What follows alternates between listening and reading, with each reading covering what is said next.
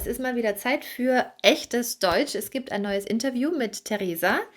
Ihr könnt in diesem Video wieder üben oder hören, wie echtes Deutsch klingt und gucken, wie viel ihr davon versteht. Es geht heute um das Thema Stress. Ich werde Theresa zu diesem Thema befragen. Nach dem Gespräch gibt es einen kleinen Analyseteil. Das heißt, wir gucken uns an, was haben wir denn eigentlich für Wörter verwendet, welche Nomen-Verb-Verbindungen benutzen wir wirklich. Und es gibt außerdem ein Quiz am Ende des Videos, also bleibt unbedingt dran, denn so könnt ihr testen, wie viel ihr eigentlich verstanden habt. Bist du bereit? Ja. Dann geht's los. Let's go.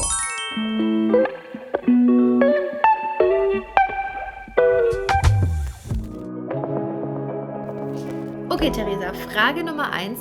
Was bedeutet Stress für dich? Okay, also Stress ist auf jeden Fall erstmal ein überwiegend negatives Gefühl für mich, würde ich sagen. Und es ist immer, wenn zu viele Dinge gleichzeitig passieren oder zu viele Dinge gleichzeitig meine Aufmerksamkeit brauchen und ich eben das Gefühl habe, dass ich nicht genug Zeit, nicht genug Energie aufbringen kann für die einzelnen Aufgaben, die ich so habe. Also, dass man wirklich so auch unter Druck steht.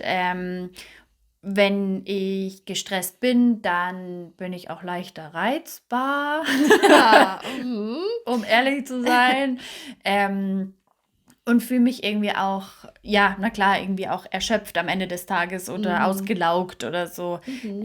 Ja, genau.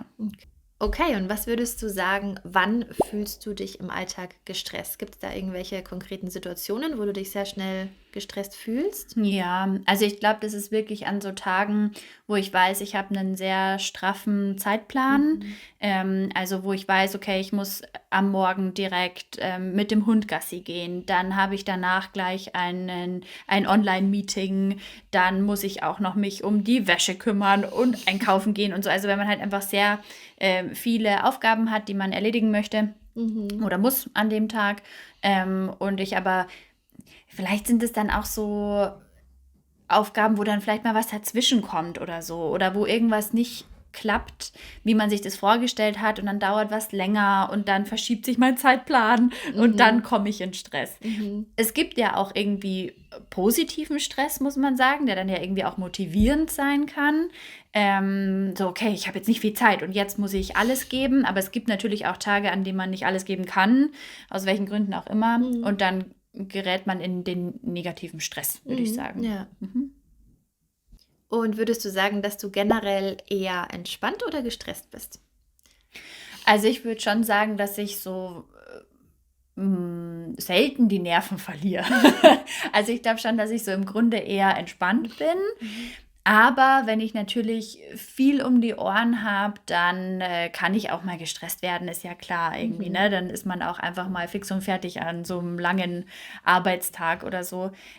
Das definitiv. Aber ich glaube, so vom Grund her bin ich eher entspannt. Ja, das glaube ich, würde ich auch so bestätigen. Okay. Und was machst du denn normalerweise, wenn du gestresst bist? Also hast du irgendwie Strategien, um dich zu beruhigen, um runterzukommen? Ja, also ich glaube schon, dass ich erstmal versuche, ruhig zu bleiben und irgendwie die Ruhe zu bewahren und einmal kurz durchzuatmen und dann natürlich je nach Situation irgendwie meine Aufgaben vielleicht nochmal neu zu priorisieren, mit dir zum Beispiel drüber zu sprechen, ja, oder dann natürlich so Tätigkeiten, die einen einfach so ein bisschen runterbringen, sich zu entspannen, abschalten zu können. Das funktioniert natürlich am besten irgendwie beim Spazierengehen oder, naja, manchmal mache ich auch Sport, aber eher so, ja, spazieren gehen, an der frischen Luft sein oder abends einfach mal ein Buch zu lesen oder sowas. In die Badewanne zu gehen. Solche Sachen irgendwie einfach ein bisschen runterzukommen. Ja, könnten wir eigentlich auch die Frage mal an euch weitergeben. Vielleicht habt ihr ja irgendwelche tollen Tipps, wie ihr den Kopf frei bekommt. Also was sind denn eure Tipps, um mit Stress irgendwie besser umzugehen? Schreibt uns das gerne mal.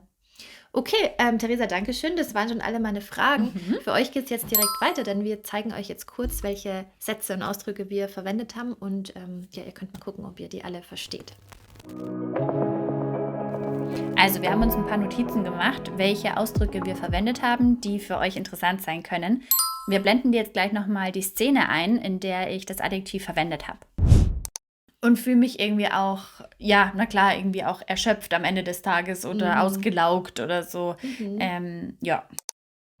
Ausgelaugt sein. Ich bin ausgelaugt. Ich bin erschöpft. Na, das sind Adjektive, die man eben verwendet. Wenn man keine Energie mehr hat, wenn du einen anstrengenden Tag hattest, dann kannst du sagen, ich fühle mich total ausgelaugt oder ich bin ausgelaugt. Außerdem hast du gesagt, du hast viel um die Ohren. Also das ist eine ganz häufige Redewendung. Wenn jemand viel um die Ohren hat, heißt das einfach, dass jemand sehr beschäftigt ist und viele Dinge gleichzeitig irgendwie schaffen und organisieren muss. Also auch hier seht ihr wieder, wie wir das verwendet haben. Aber wenn ich natürlich viel um die Ohren habe, dann kann ich auch mal gestresst werden, ist ja klar irgendwie. Ne? Ein anderer Ausdruck war noch die Nerven verlieren. Ich verliere die Nerven, heißt, dass du nicht mehr geduldig bleiben kannst, dass du nicht mehr ruhig bleiben kannst, sondern bald durchdrehst, wäre auch noch ein anderes Verb. Also, dass du verrückt wirst vor lauter Stress im Prinzip. Ne? Ich verliere die Nerven. Also ich würde schon sagen, dass ich so selten die Nerven verliere. Und in dem Zusammenhang finde ich auch den Ausdruck fix und fertig sein sehr schön. Also jemand ist fix und fertig. Oft übrigens hört man auch fix und foxy, umgangssprachlicher. Also fix und fertig bist du, wenn du total kaputt bist, du hast überhaupt keine Energie mehr, du bist maximal erschöpft und gestresst, dann bist du einfach fix und fertig.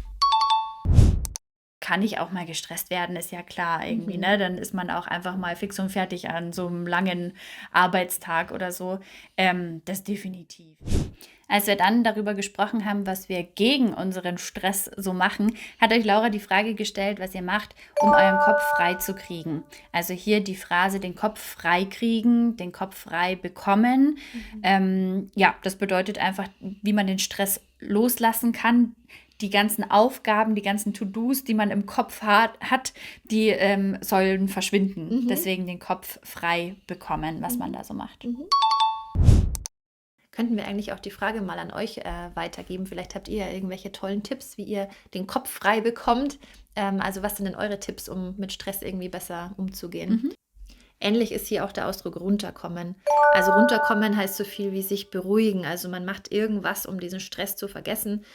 Man atmet vielleicht kurz, man meditiert, man geht in die Badewanne, was auch immer. Man tut irgendetwas, um sich zu beruhigen, um runterzukommen.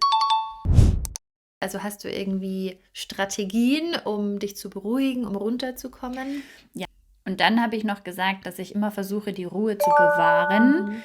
Also bewahren bedeutet eigentlich hier, dass man versucht, dass die Ruhe bleibt, sozusagen. Ne? Man möchte die Ruhe erhalten. Genau, das bedeutet die Ruhe bewahren. Ja, also ich glaube schon, dass ich erstmal versuche, ruhig zu bleiben und irgendwie die Ruhe zu bewahren und einmal kurz durchzuatmen. Und wir haben auch noch das Verb abschalten verwendet. Also wenn du irgendwas komplett anderes machen möchtest und dich nicht mehr mit diesen ganzen stressigen Themen beschäftigen willst, dann kannst du abschalten. Das ist übrigens das gleiche Verb wie auch beim Fernsehen. Den Fernseher oder jedes elektrische Gerät kannst du abschalten, also ausschalten. Und so auch deinen Kopf. Also du kannst den Kopf abschalten und an irgendwas anderes Schönes denken und dich nicht mehr mit den stressigen Sachen beschäftigen. Tätigkeiten, die einen einfach so ein bisschen runterbringen, sich zu entspannen, abschalten zu können. Das funktioniert natürlich am besten irgendwie beim Spazierengehen.